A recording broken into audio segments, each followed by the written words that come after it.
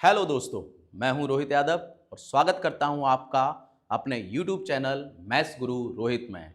दोस्तों, हम लोग संख्या पद्धति के इस टॉपिक को कवर कर रहे हैं, जिसमें हम लोग आज पार्ट 2 को देखने जा रहे हैं। हमने कल की क्लास जहां छोड़ी थी उसको आगे हम लोग कंप्लीट करेंगे और हम लोगों ने पिछली क्लास में तैयार किया था बाइनरी और डेसिमल दोनों ही नंबर्स को। आज हम संख्याओं के टाइप्स के बारे में, उनके प्रकार के बारे में पढ़ने जा रहे हैं। तो दोस्तों, तैयार हो जाइए आज की क्लास के लिए और साथ ही साथ आज हम लोग करेंगे कई सारे प्रश्नों की प्रैक्टिस। तो इसलिए वीडियो को छोड़ के मत जाइए और अगर आपने चैनल अभी तक सब्सक्राइब नहीं किया है दोस्तों, तो आप इस चैनल को सब्सक्राइब कर लीजिएगा, क्योंकि यहाँ पर मिल रहा है आपको सीटेट का कंप्लीट मैथ्स का सिलेबस। हम लोग टॉपिक के हिसाब से तैयारी कर रहे हैं और साथ ही साथ अभ्यास भी कर रहे हैं। तो दोस्तों, रेडी हो जाइएगा हम लोग इन प्रश्नों से लेकर बाकी के पार्ट को समझने के लिए। तो आज हम लोग चलेंगे नंबर्स के बारे में। कल हम लोगों ने जहां क्लास छोड़ी थी, आज हमें समझना है संख्याओं के प्रकार को। तो आते हैं, देखिएगा, आप लोग एक फिगर देख रहे होंगे। यहां पर एक फिगर है आपका जो संख्याओं के बारे में उनका क्रम निर्धारित करता है। दोस्तों, इस टॉपिक में आप देखिएगा कि हमारे पास टोटल ये नंबर्स का एक टाइप बना हुआ है। संख्याएं मुख्य रूप से आपकी दो कैटेगरी में बढ़ती हैं, वास्तविक और काल्पनिक संख्याएं। अभी हम इनको विस्तार से पढ़ेंगे। पहले एक बार इस चार्ट पेपर को समझ लेते हैं, उसके बाद हम लोग आगे बढ़ेंगे। तो संख्याएं मुख्य रूप से दो कैटेगरी में, वास्तविक संख्याएं और काल्पनिक संख्याएं। इन्हें हम बोलते हैं रियल नंबर्स और दोस्तों इन्हें हम लोग बोलते हैं, दूसरी तरफ है हमारे पास इमेजिनरी नंबर्स। इन्हें हम कहते हैं काल्पनिक संख्याएं। तो वास्तविक संख्याएं दो पार्ट में बढ़ जाती हैं। पहली है परिमेय संख्याएं और दूसरी हैं अपरिमेय संख्याएं। परिमेय संख्याएं अर्थात रेशनल नंबर्स और अपरिमेय संख्याएं जिन्हें हम लोग बोलते हैं इरेशनल नंबर्स।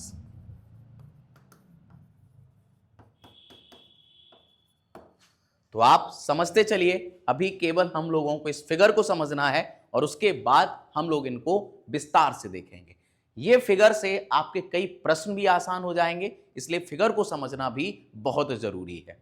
आगे बढ़ते हैं। रेशनल नंबर्स दो हिस्सों में बढ़ जाते हैं, पूर्णांक और अपूर्णांक। इन्हें हम लोग इंटीजर्स और नॉन इंटीजर्स भी कहते हैं। तो पूर्णांक और दूसरा है अपूर्णांक। इसी क्रम में आगे आप देखेंगे कि हमारे पास पूर्णांक संख्याएं हैं कुल 8 कैटेगरी में, कुल 7 हमारी कैटेगरी में बढ़ जाती हैं। देखिएगा, पहली संख्या है प्राकृत संख्याएं, जिन्हें हम लोग नेचुरल नंबर्स भी कहते हैं। दूसरा पार्ट है हमारा पूर्ण संख्याएं, इन्हें हम बोलते हैं होल नंबर्स। तीसरी कैटेगरी है हमारी सम संख्याएं, जिन्हें हम लोग बोलते हैं इवन नंबर्स। अगला पार्ट है हमारा विषम संख्याओं का, इन्हें हम बोलते हैं ऑड नंबर्स। अगला पार्ट है हमारा भाज्य संख्याओं को, इन्हें हम बोलते हैं कंपोजिट नंबर्स।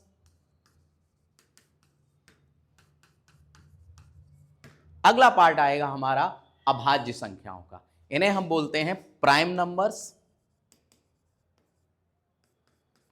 और लास्ट पार्ट है हमारा सह अभाज्य संख्याएं, इन्हें हम कहते हैं को प्राइम नंबर्स।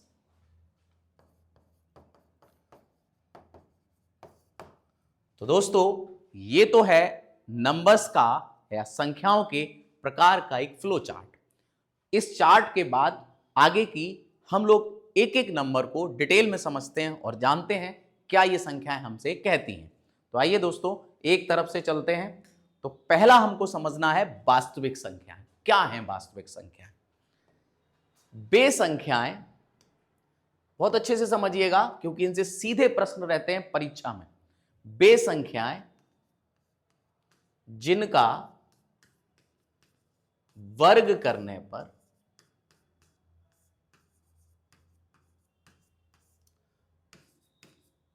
धनात्मक मान प्राप्त हो।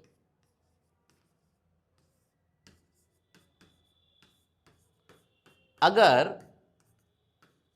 किसी भी संख्या का वर्ग कर दें, अर्थात जब हम किसी संख्या को उसी नंबर्स के साथ गुणा करें और अगर हमारा परिणाम धनात्मक आ जाए तो हम इसे कहेंगे वास्तविक संख्या। उदाहरण के तौर पे आप देखिएगा 3, अगर हम 3 को 3 से भी गुणा कर दें तो रिजल्ट हमारा प्लस का 9 आएगा। इसी तरह से अगर मैं -5 भी ले लेता हूं तो -5 को -5 से भी गुणा करने पर उत्तर हमारा प्लस का 25 आएगा। तो मैंने जो परिभाषा बताई कि वे संख्या जिनका वर्ग करने पर मान हमको कैसा मिल जाए, धनात्मक, तो ऐसे नंबर्स को हम लोग क्या कहते हैं, वास्तविक संख्या कहते हैं। यहां जैसे उदाहरण के तौर पे √3, अगर हम इसका भी वर्ग करेंगे तो भी हमको ये कैसा मान देगा, धनात्मक मान देगा। तो ऐसी सभी संख्याएं जिनका वर्ग करने पर धनात्मक मान प्राप्त होता है वो संख्याएं हमारी क्या कहलाती हैं, वास्तविक संख्याएं। मैं समझ सकता हूं कि आप सब लोगों को क्लियर हो गया होगा। तो हम लोग बढ़ते हैं नेक्स्ट नंबर पर, कौन सी है। अगली संख्या है काल्पनिक संख्या। इन्हें हम लोग इमेजिनरी नंबर कहते हैं। वे संख्याएं जिनका वर्ग करने पर जो हमें ऋणात्मक मान दें। उदाहरण के तौर पर पहले हम परिभाषा समझ लेंगे कि वे संख्याएं जिनका वर्ग करने पर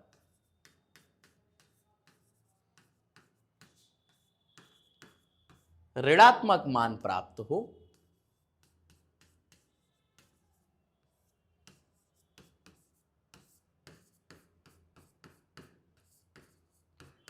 तो ऐसी संख्याओं को हम लोग क्या कहेंगे, काल्पनिक संख्या।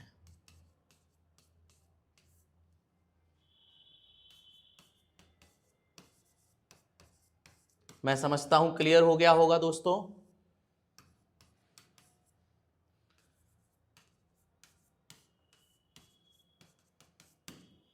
तो वे संख्याएं जिनका वर्ग करें या हम किसी संख्या का उसी नंबर के साथ गुणा करें, हम लोग रिजल्ट अगर नेगेटिव पाते हैं तो ऐसे नंबर्स को हम लोग क्या कहते हैं, काल्पनिक संख्या। उदाहरण के तौर पे अगर मैं आपसे कहता हूं रूट के अंदर -1, अगर हम इसी के साथ इसका गुणा करेंगे तो रिजल्ट हमको कैसा मिलेगा, -1।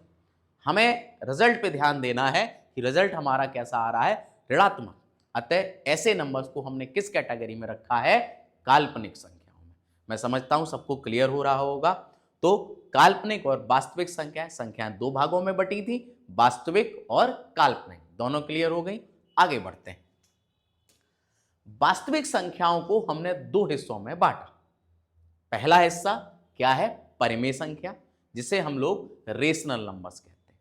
रेशनल नंबर से अर्थ है कि जो संख्याएं, या हम कहिएगा कि वे संख्याएं जिन्हें P/Q के रूप में लिखा जाए, वे संख्याएं जिन्हें P/Q के रूप में लिखा जाए, अर्थात वे संख्याएं जो भिन्न के रूप में हो। शर्त क्या है कि यहां आपका Q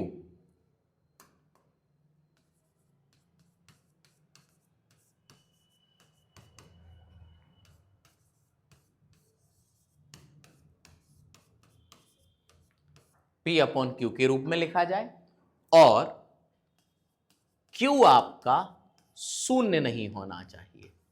ये जरूरी है कि Q हमारा शून्य ना हो। तो ऐसी संख्याओं को हम क्या कहेंगे, परिमेय संख्या। यहां P और Q क्या है, यहां P और Q पूर्णांक है। पूर्णांक के बारे में भी हम लोग पढ़ने जा रहे हैं। तो जहां P और क्या हो जाएंगे, Q पूर्णांक हो जाएंगे। सिंपल शब्दों में समझा जाए कि ऐसे कोई भी नंबर जिन्हें हम भिन्न में लिख सकें और भिन्न से दशमलव में लिख सकें या दशमलव से भिन्न में लिख सकें, तो ऐसी संख्या हमारी क्या कहलाती हैं, परिमेय संख्याएं कहलाती हैं। उदाहरण देख लेते हैं, जैसे 4, 22/7। बहुत ज्यादा लोगों को परेशान करता है 22/7, क्योंकि इसका जुड़ाव पाई के साथ भी होता है। तो अभी हम लोग उस पर भी चर्चा करेंगे। तो 4 हो गया, 22/7 हो गया, 0 हो गया। तो ऐसे सारे नंबर्स हमारे क्या कहलाएंगे? परिमेय संख्या कहलाएंगे। ये भी एक प्रश्न रहता है कि 0 परिमेय है या नहीं है, तो विशेष तौर पे याद रखिएगा 0 एक आपका रेशनल नंबर है। तो वे संख्याएं जिन्हें हम भिन्न के रूप से दशमलव रूप में बदल लें और दशमलव से भिन्न के रूप में बदल लें, तो ऐसी संख्याएं हमारी क्या कहलाती हैं? परिमेय संख्या कहलाती है। मैं समझता हूं स्पष्ट हो गया होगा आप सभी लोगों को। नेक्स्ट नंबर की तरफ चलते हैं, जो है हमारे अपरिमेय संख्याएं, इरेशनल नंबर। ये वो नंबर्स हैं, वे संख्याएं जिन्हें हम P/Q के रूप में न लिख सकें।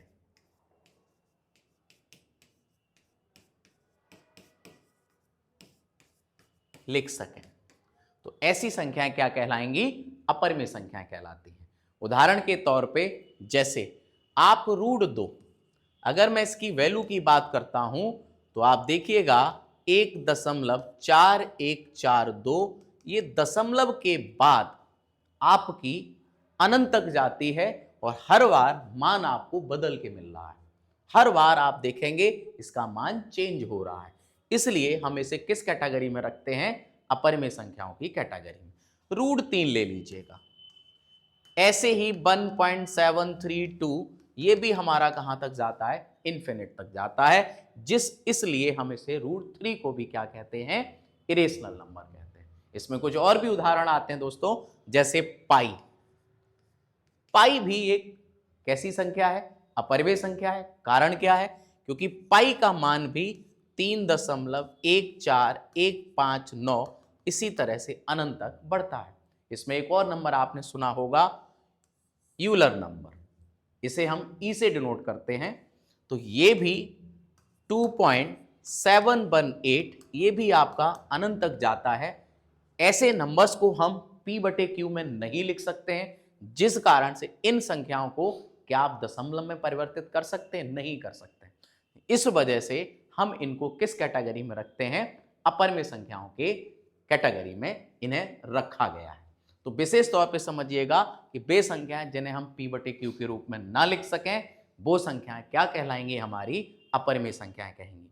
मैं समझता हूं सबको बेहतर तरीके से क्लियर हो गया होगा।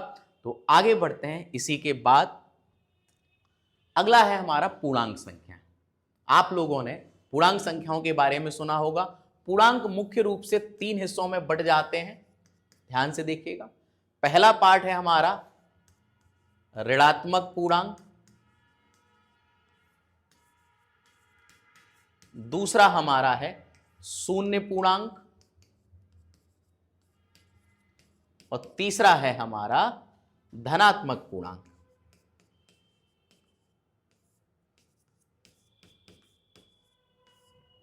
ऋणात्मक पूर्णांक उदाहरण के तौर पे -1, -2, -3, ये सारे नंबर्स हमारे ऋणात्मक पूर्णांक कहलाते हैं। शून्य हमारा शून्य पूर्णांक में अकेला है। तीसरा हमारा है धनात्मक पूर्णांक, जो 1, 2, 3, 4 इस तरह से बढ़ता है। अक्सर आप लोगों ने देखा होगा नंबर लाइन को हम लोग यहीं से शो करते हैं। शून्य न तो ऋणात्मक में रखा गया है और ना ही धनात्मक में रखा गया है, ये एक तटस्थ नंबर बोला जाता है, इसे हम लोग बीच में रख लेते हैं और ये हमारा एक शून्य पूर्णांक अलग हो जाता है। मैं समझता हूं बेहतर तरीके से ये भी क्लियर हो गया होगा। 3 हिस्सों में बढ़ जाते हैं, ऋणात्मक पूर्णांक, शून्य पूर्णांक और धनात्मक पूर्णांक। बढ़ते हैं नेक्स्ट आगे नंबर्स पे। अगला आता है अपूर्णांक संख्याएं। ये वो संख्याएं होती हैं जिन्हें हम दशमलव में सीधा सीधा लिखते हैं। ये आपका परिमेय का ही पार्ट है, वही फ्रैक्शन है, P/Q के रूप में है। पूर्णांक संख्याओं में दशमलव नहीं अस्तित्व में आता है, यहां पर आपका दशमलव अस्तित्व में आता है। उदाहरण के तौर पे जैसे मैंने 1.54 लिखा, फ्रैक्शन फॉर्म में कन्वर्ट हो जाएगा, लेकिन यहां दशमलव का जुड़ाव रहता है, इसलिए हम लोग इसको बोल देते हैं अपूर्णांक संख्याएं। नेक्स्ट पार्ट पे चलते हैं दोस्तों। यहां से पूर्णांक नंबर जो हमारे पूर्णांक संख्याएं थी, उन्हीं का विभाजन है जो 7 हिस्सों में बटे थे। ये फ्रैक्शनल फॉर्म में नहीं होते, या हम ऐसे कह सकते हैं कि ऐसे भिन्न होते हैं जिनका हर जो है वो 1 होता है। तो हम देख लेते हैं कि किस तरह से चलेगा। प्राकृतिक संख्याएं जो है ये हमारी गिनने के लिए इस्तेमाल होती है और इनकी शुरुआत होती है 1 से। जैसे 1 2 3 4 5 और ये इस तरह से अनंत तक जाती हैं। ये याद रखिएगा कि प्राकृतिक संख्याओं में या प्राकृतिक संख्याओं में 0 नहीं रखा जाता है, इसलिए बेहतर तरीके से इसे आप समझते चलिएगा। तो मैं समझता हूं प्राकृतिक संख्याएं सबको बेहतर तरीके से क्लियर हो गई होंगी। नेक्स्ट आगे आते हैं पूर्ण संख्या।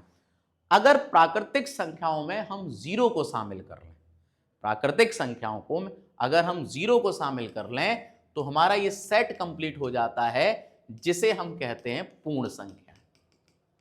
मैं समझता हूं बेहतर तरीके से क्लियर हो गया होगा। केवल प्राकृतिक संख्याओं में अगर 0 को शामिल कर लिया जाए तो ये बन जाएगा क्या? पूर्ण संख्याएं। आगे आते हैं सम संख्याएं, बे संख्याएं जो 2 से पूर्णता विभाजित हो जाए। बे संख्याएं जो 2 से पूर्णता विभाजित हो जाए। यह बात आपको समझनी होगी। बे संख्याएं जो 2 से पूर्णता विभाजित हो जाए क्या संख्याएं कहलाएंगी? हमारी सम संख्या। और उदाहरण शुरू होता है, अक्सर लोग इसे 0 को छोड़ देते हैं। याद रखिएगा ये पूर्ण संख्याओं में से ही निकल के आता है। तो 0 2 4 6 इस तरह से हमारी ये संख्याएं जाती। 2 प्रश्न बनेंगे, अक्सर कंफ्यूज कराते हैं लोगों को। ध्यान से सुनिएगा। पहला प्रश्न ये कहा जाएगा सबसे छोटी सम प्राकृत संख्या, तो आपका उत्तर सही होगा ऐसी स्थिति में 2। अगर कहा जाए सबसे छोटी समपूर्ण संख्या तो ऐसी परिस्थिति में आपका उत्तर सही होगा 0। तो विशेष तौर पे याद रखिएगा कि 0 कैसी संख्या है? एक सम संख्या है दोस्तों। आगे बढ़ते हैं इसी क्रम में। नेक्स्ट हमारे पास अगला आता है विषम संख्या। बे संख्या जो 2 से विभाजित ना हो।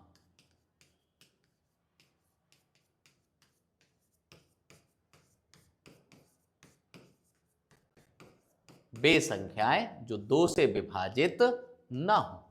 तो आप समझ गए होंगे उदाहरण के तौर पे कहां से? 1 से 3 5 7। तो आप देखेंगे कि ये संख्याएं क्या कहलाएंगी? हमारी विषम संख्याएं। मैं समझता हूं बहुत अच्छे से क्लियर हो गया होगा सबको। तो बढ़ते हैं दोस्तों आगे। तो आते हैं दोस्तों हम अपने नेक्स्ट नंबर्स पर जिनका नाम है अभाज्य संख्याएं, प्राइम संख्याएं। तो देखते हैं क्या हैं ये प्राइम संख्याएं। ध्यान से समझिएगा। वे संख्याएं जिनके केवल 2 ही गुणनखंड हो।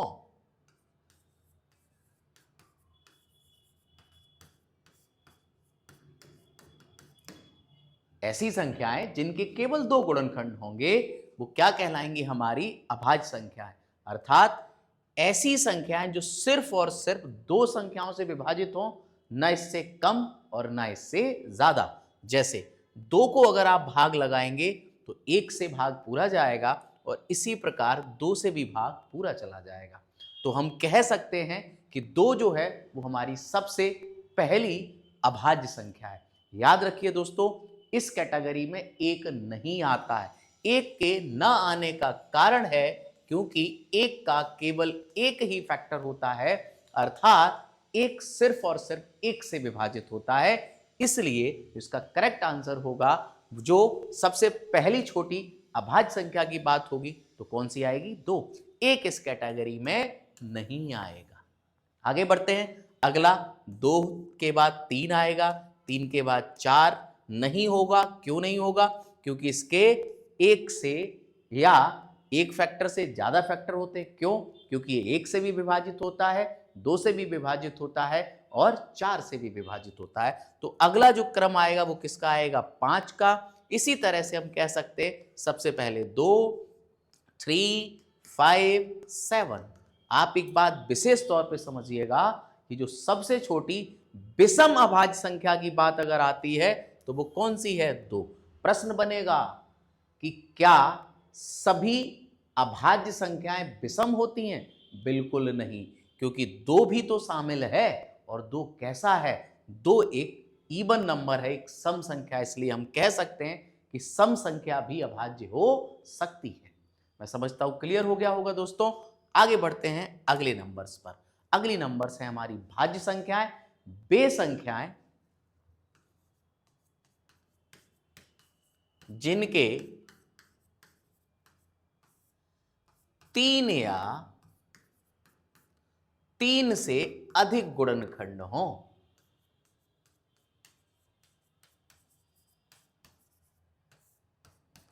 उदाहरण के तौर पर क्या समझे हम लोग? 3 या 3 से अधिक गुणनखंड। जैसे अगर मैं आपसे कहता हूं कि 4 को देखिएगा तो 1 से विभाजित होता है, 2 से विभाजित होता है और 4 से भी विभाजित होता है। तो इस कैटेगरी में जो सबसे पहला नंबर आएगा वो 4 के बाद अगला हम देखेंगे 6 के बाद 8 के बाद 9 आएगा। 9 क्यों आएगा? क्योंकि 9 के भी 3 फैक्टर्स हो जाते हैं। तो मैं समझता हूं क्लियर हो गया होगा आपको कि क्या है हमारी भाज्य संख्याएं? वे संख्याएं जिनके 3 या 3 से अधिक फैक्टर होते हैं। बढ़ते हैं हम अगले नंबर्स पर, जो है हमारी सह अभाज्य संख्याएं। ये संख्याएं जो हैं वो हमेशा जोड़े में चलेंगी।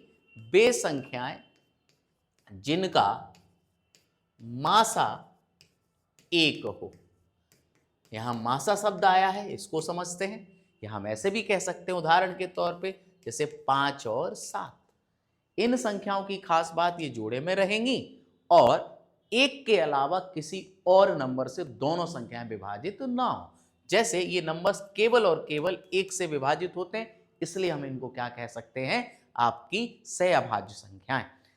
और भी एग्जाम्पल हो सकता है, जैसे 8,13। हमारा दोनों नंबर्स का मासा 1 या इनका कॉमन फैक्टर 1, जिनसे 1 के अलावा और किसी का भाग न जा रहा हो। इन संख्याओं को हम दूसरे नाम से भी जानते हैं, जिन्हें हम कहते हैं क्या? असहभाज्य संख्याएं। तो याद रखिए दोस्तों, ऐसी संख्याएं जिनका मासा 1 हो जाए। मैं समझता हूं क्लियर हो गया होगा बहुत अच्छी तरीके से। तो ये पार्ट था हमारा नंबर्स का, मैं समझता हूं बेहतर तरीके से क्लियर हुआ। अब दोस्तों हम समझते हैं कि हमारे प्रीवियस ईयर्स के एग्जाम में किस तरह के प्रश्न बने हैं। तो हम लोग यहीं उनका एक अभ्यास करेंगे ताकि ये सारी चीजें क्लियर हो जाए। तो आते हैं हम लोग अपने प्रश्नों पर। तो देखिए सामने पहला ही प्रश्न है आपका, बहुत अच्छे से समझिएगा। ये सीटेट जुलाई 2024 के पेपर में पूछा हुआ सवाल है, तो बहुत अच्छे से समझिएगा। क्या कह रहा है? संख्याओं के बारे में निम्नलिखित में से कौन सा कथन सत्य है? हमें सही कथन का चयन करना है दोस्तों। तो सही कथन में ध्यान से देखिएगा, सभी पूर्ण संख्याएं। अब पूर्ण संख्या कहां से प्रारंभ होती हैं? 0 से। धनात्मक पूर्णांक है और आपको पता है धनात्मक पूर्णांक 1 से प्रारंभ होते हैं। तो क्या ये कथन सही है? ये कथन बिल्कुल गलत है, क्योंकि पूर्ण संख्याओं में कौन आ जाता है? 0 आ जाता है, जो धनात्मक पूर्णांक में शामिल नहीं है। बी ऑप्शन देखते हैं, सभी पूर्ण संख्याएं पूर्णांक होती हैं। याद करिएगा, पूर्ण संख्याएं 0 से स्टार्ट होती है और पूर्णांक में धनात्मक, ऋणात्मक और शून्य भी शामिल होता है। तो मैं समझता हूं ये आपका कथन बिल्कुल सही है। आगे बढ़ेंगे, सभी परिमेय संख्याएं वास्तविक संख्या होती हैं। याद करिएगा कि परिमेय संख्याएं, याद करिएगा वास्तविक संख्याओं का ही पार्ट थी परिमेय और अपरिमेय। तो क्या ये स्टेटमेंट सत्य है? बिल्कुल सही है, सभी परिमेय संख्याएं वास्तविक संख्याएं होती हैं। अगला है, सभी अपरिमेय संख्याएं वास्तविक संख्याएं होती हैं। तो अभी मैंने आपको जवाब दिया कि वास्तविक संख्याओं का ही पार्ट है क्या? परिमेय और अपरिमेय। तो इस हिसाब से ये कथन भी हमारा कैसा होगा दोस्तों? बिल्कुल करेक्ट। तो इस हिसाब से अगर देखेंगे तो हमारा सी ऑप्शन बिल्कुल करेक्ट है, क्योंकि यहां हमारे तीनों ही कथन की बात हो रही है। आगे बढ़ते हैं दोस्तों अगले प्रश्न पर। देखिए हमारा क्या है, निम्नलिखित कथनों में से कौन सा कथन सही है? हमें राइट ऑप्शन का चयन करना है। देखिएगा, एक दोनों है, एक भाज्य है और अभाज्य है। आप अच्छे से जानते हैं एक ना भाज्य की कैटेगरी में आता है और ना ही अभाज्य की। अगला कह रहा है एक न तो अभाज्य है और ना ही भाज्य है। तो आप जानते हैं कि एक ना ही अभाज्य की कैटेगरी में आता है और ना ही भाज्य की कैटेगरी में आता है। तो आप समझ रहे होंगे केवल और केवल हमारा कौन सा आंसर सही है, बी। ये दोनों ऑप्शन गलत हैं, वही बात रिपीट करी गई है। तो मैं समझता हूं दोस्तों क्लियर हो गया होगा। अगले प्रश्न को देखते हैं। देखिए क्या कहता है, निम्नलिखित में से कौन सा कथन सही नहीं है। किसका चयन करना है, जो सही नहीं है।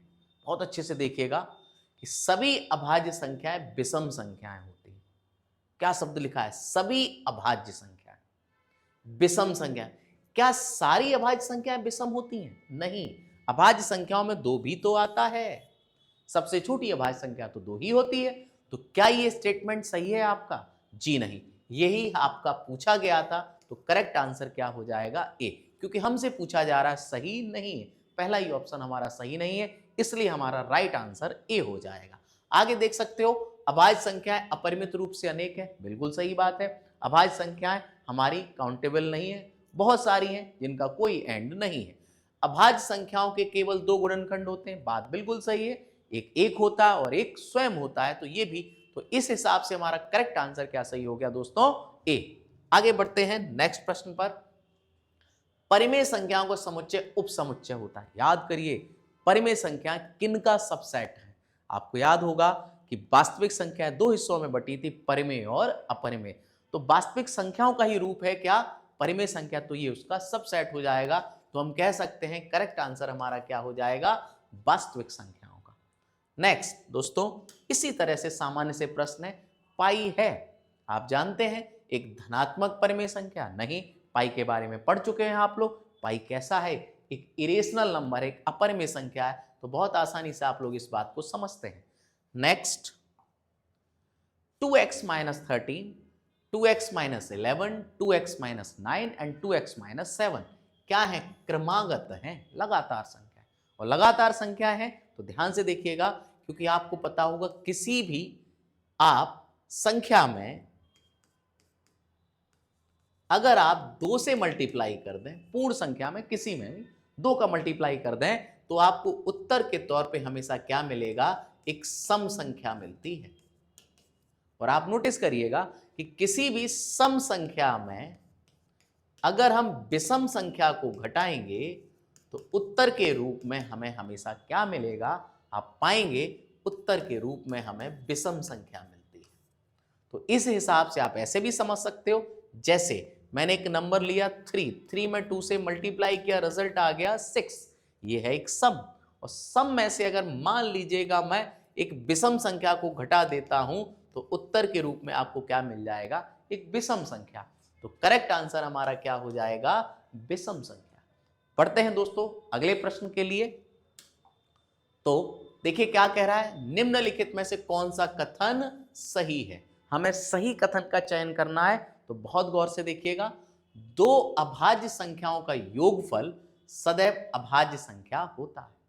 कोई भी दो अभाज्य संख्या है, उदाहरण के तौर पे अगर मैंने एक संख्या 2 ले लिया और दूसरा भी 2 ले लिया, तो दोनों का उत्तर हमें मिलेगा 4, जो कि कैसा है, एक भाज्य है।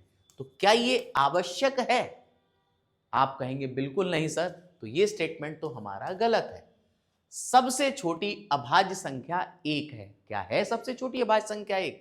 नहीं है, सबसे छोटी अभाज्य संख्या 2 थी। एक भाज्य संख्या विषम संख्या हो सकती है, बिल्कुल हो सकती है। दोस्तों जानते हैं भाज्य संख्याओं में आप याद करिएगा 4, 6, 8, 9 ऐसे ही आते हैं। और आप ये देखिएगा 9 क्या है, एक विषम संख्या है। तो हम कह सकते हैं कि एक भाज्य संख्या विषम संख्या हो सकती है। मैं समझता हूं क्लियर हो रहा होगा दोस्तों आपको अच्छी तरह के तरीके से। तो आगे बढ़ते हैं हम लोग नेक्स्ट प्रश्न पे। अगला प्रश्न देखिए क्या है, दो प्राकृतिक संख्याओं का अंतर सदैव है। दो प्राकृतिक संख्याओं का, तो दो प्राकृतिक संख्याओं में कोई भी ले लीजिएगा। आप चाहेंगे तो मैं उदाहरण के तौर पे 1 और 3 ले लेता हूं, तो दोनों का अंतर 2 आ गया। ऐसा भी हो सकता है कि दोनों संख्या 1, 1 हो तो अंतर 0 और 0, और आप देखेंगे आपकी यहां पर प्राकृतिक मिल रहा था, यहाँ 0 मिल रहा है, तो हमारा ऑप्शन एक तरह से बन जाएगा क्या, एक पूर्णांक। तो ये भी याद रखिएगा कि दो प्राकृतिक संख्याओं का अंतर हमेशा क्या रहेगा, एक पूर्णांक। बढ़ते हैं अगले प्रश्न पर। दोस्तों आपको दिख रहा होगा 1.10100100, ये संख्या आप देखिएगा निरंतर अपरिमित बढ़ती चली जा रही और रिपीटेशन भी नहीं दे रही है। हमारी संख्याओं में आप देखेंगे एक पैटर्न है जो चेंज हो रहा है, और ऐसी संख्याएं हम दशमलव रूप में बदलना हमारे लिए इम्पॉसिबल है। इसीलिए इन संख्याओं को हम लोग क्या कहते हैं, अपरिमेय कहते हैं। अगर दशमलव के बाद किसी संख्या का रिपीटेशन हो जाता है किसी भी नंबर का, तो इसे हम P/Q के फॉर्म में लिख सकते हैं। इस वजह से हम इसको क्या कहते हैं, परिमेय कहते हैं। बट इन संख्याओं में आप देखिएगा रिपीटेशन नहीं हो रहा है, इसलिए हम इसको किस कैटेगरी में रखेंगे, अपरिमेय की कैटेगरी में। बढ़ते हैं दोस्तों नेक्स्ट प्रश्न पर। संयुक्त संख्या का उदाहरण कौन सा है? तो संयुक्त संख्या के बारे में आप जानते हैं, कंपोजिट नंबर या फिर भाज्य संख्या। संयुक्त संख्याओं को दूसरे नाम से भी हम बुलाते हैं किनके, भाज्य संख्याओं के रूप में। और भाज्य संख्या के बारे में आप जानते हैं, 2 एक भाज्य संख्या नहीं है, 3 भी एक भाज्य संख्या नहीं है। तो करेक्ट आंसर हमारा क्या हो जाएगा दोस्तों, 4। तो मैं समझता हूं आपको क्वेश्चन पूरी तरह से क्लियर हो गए होंगे। तो आप लोग इसी तरह से प्रैक्टिस करिएगा टॉपिक के हिसाब से, तो मैं समझता हूं कोई भी चीज आपकी छूटेगी नहीं। आज की इस वीडियो में बस इतना ही। दूसरा आपसे कहना चाहूंगा कि नीचे इस पीडीएफ को आप डाउनलोड भी कर सकते हो। आपको इसका लिंक नीचे डिस्क्रिप्शन बॉक्स में मिल जाएगा, और वहां टेलीग्राम चैनल को आप ज्वाइन करके ये आप जो पीडीएफ है इसको आप डाउनलोड भी कर सकते हो दोस्तों। तो आज के इस वीडियो में इतना ही। अगर वीडियो अच्छे से आपको पसंद आया है तो प्लीज दोस्तों इसको शेयर करिएगा। आज के लिए बस इतना ही, मिलते हैं नेक्स्ट वीडियो में। Thank you.